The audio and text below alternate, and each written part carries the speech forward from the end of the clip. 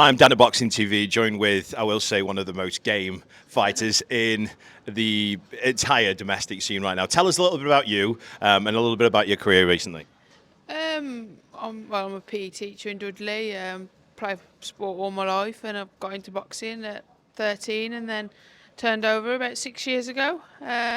Boxed a bit in London, and now I'm just trying to kind of follow my dreams and make something of myself.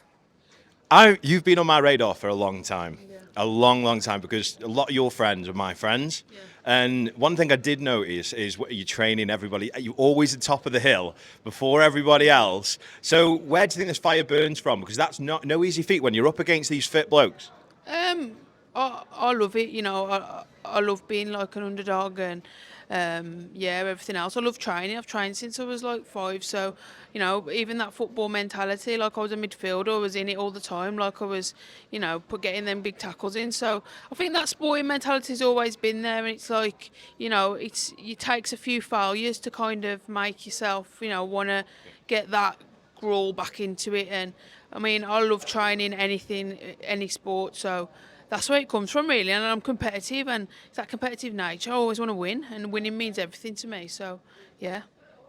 So that's awesome. One thing I did see the other day is about your kit. Yeah. And I was like, oh my God, like who wants to nick that? Because for the people out there, just after your last fight, I believe, all the walking gear just completely went missing from like behind a pub or something, or behind a bar, was it? Yeah. So tell us a bit about that and how was it found? Because you really did put a bit of a public outcry.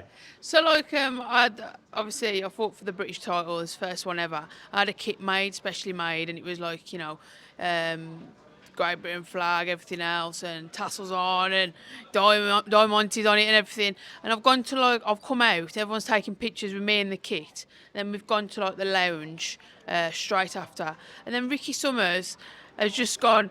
Let me have the kit. I'm going to put it behind the bar so you can relax. But obviously, I like everything on me. Like, I know, you know what I mean? Like, I want to know where everything is.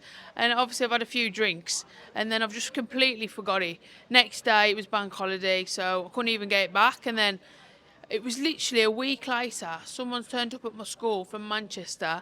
Bearing in mind we're in Dudley. So they've took it to Manchester. Then they've turned up at my school, I'm a PE teacher, and they've brought it back.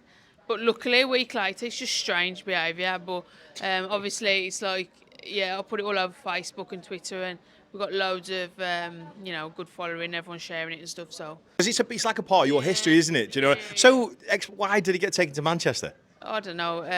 Apparently, it was left. The people that took it were part of the ring, putting up the ring events management, and they've just took it because they thought they was going to see me again. But I don't know, man. I don't know. Bit weird. It's a bit weird, but at least I got it back. That's all I was bothered about, getting it back. That's ace. So, obviously, I will say you are one of the most game fighters, never mind male or female fighters out there. Your tenacity is brilliant. It resonates from you. But what's next for you? I'm boxing next week against April Hunter, so straight back in there. It's only an 8-rounder, so I can kind of go full at it for like 8 rounds. And I love to fight. I love that competitive nature, and it's unlike football. It's like football, you can have your matches every week, and you've got that win or lose kind of thing there. Whereas with boxing, you have to wait. Well, I've had 3 this year, but I need that competitive nature. I need that win or lose like there, because that's the only thing that kind of spurs me on.